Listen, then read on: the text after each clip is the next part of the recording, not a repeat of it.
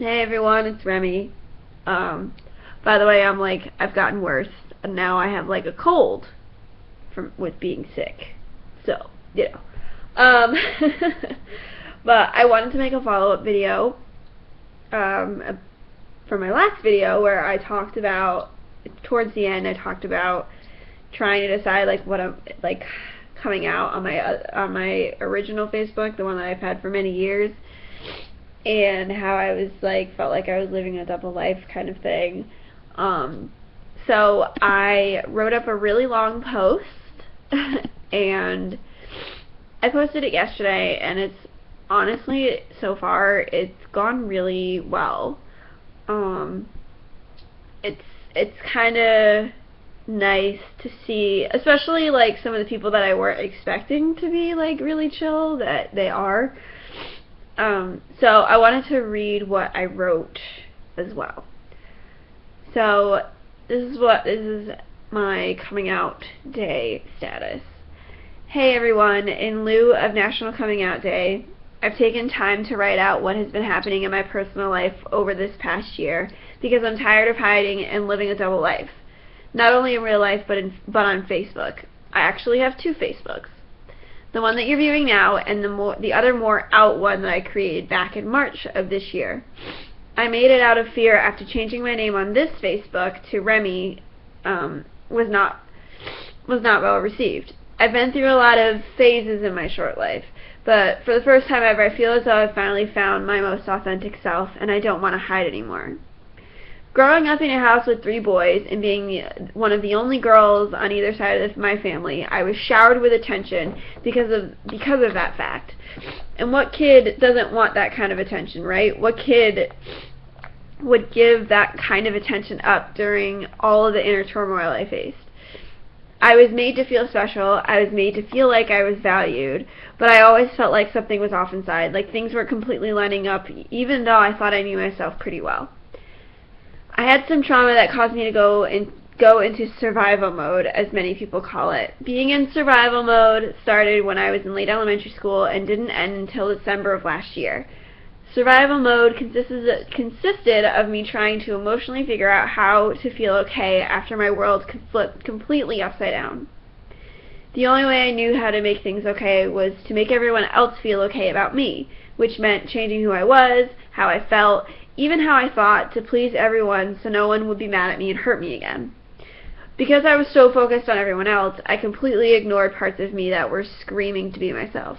I almost felt like I had 2 people inside of me. One that was who everyone else saw me as, and the other person that I had no clue who they were.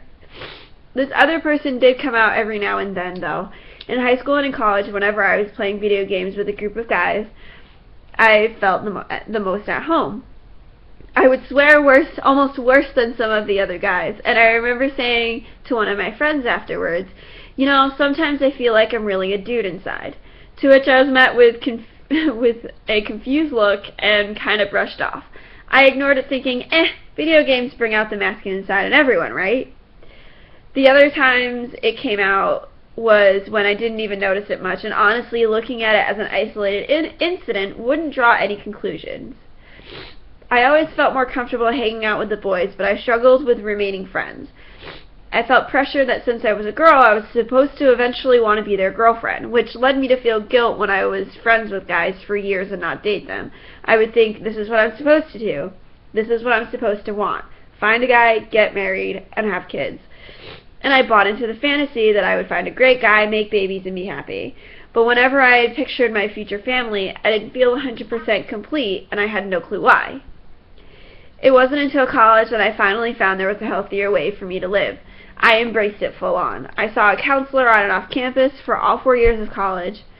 I also took dialectal behavioral therapy, or DBT, for 3 out of my 4 years.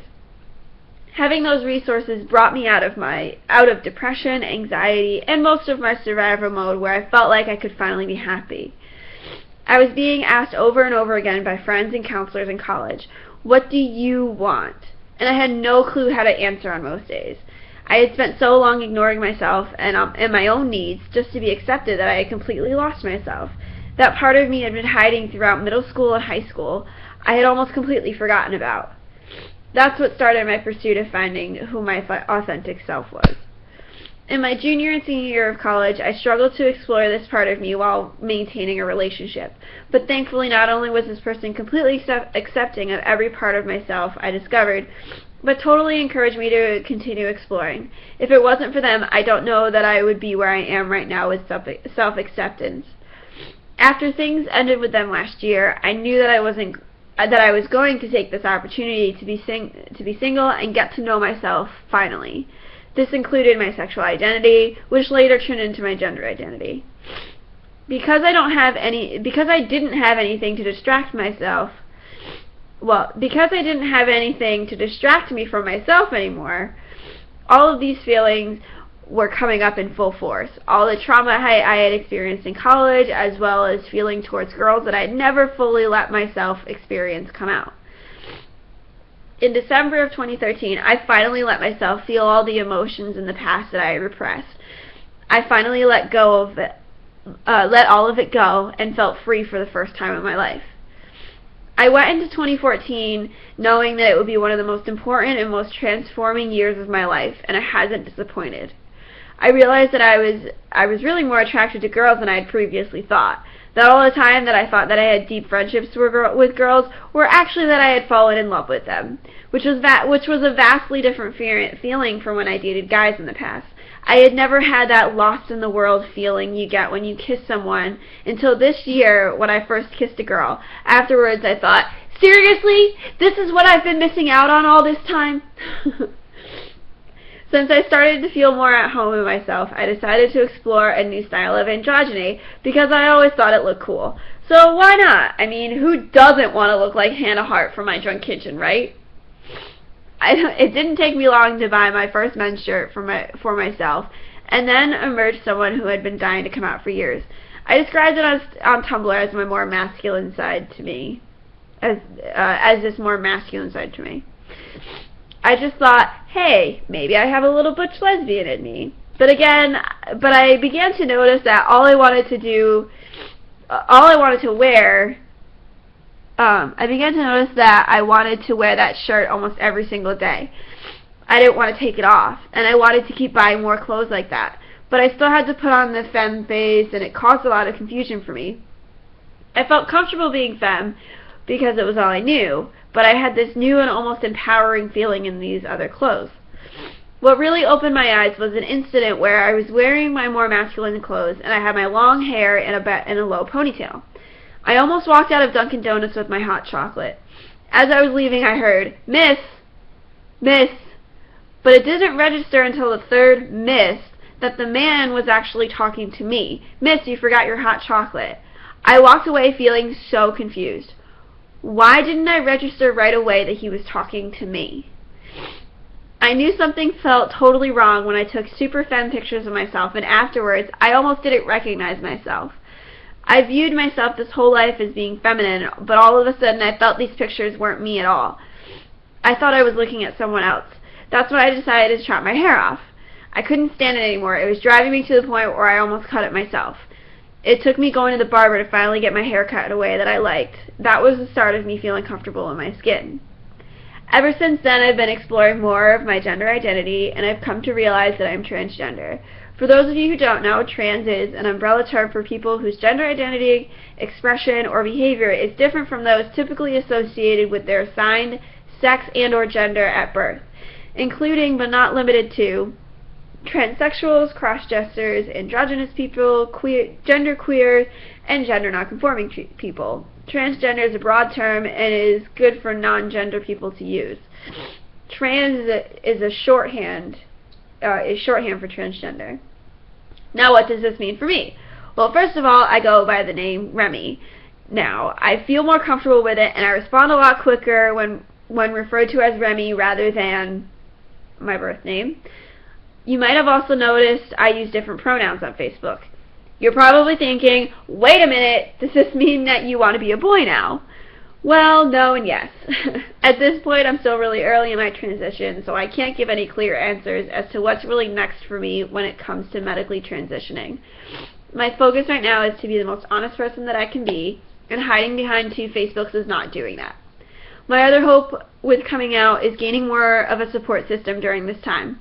Thankfully, I have my parents supportive, loving me as I'm finding myself, which has meant more to me than they probably realize. Because it's felt really isolating and scary, deviating from what everyone else expects of me, and the holidays coming up, I felt like saying something on here first would be easier than saying the same thing over and over again to each person. So this is my coming out story for National Coming Out Day. If you have questions to ask me, please try Googling some of them first. Some of the answers to your questions might be answered already by other trans people, and I put in parentheses, I recommend looking up how to be a good trans ally, hint hint. But otherwise, if you want to be there for me through my journey and being my authentic self, send me a message and I'll link you to my other Facebook. Thank you for taking the time to read this. Love, Remy. So it's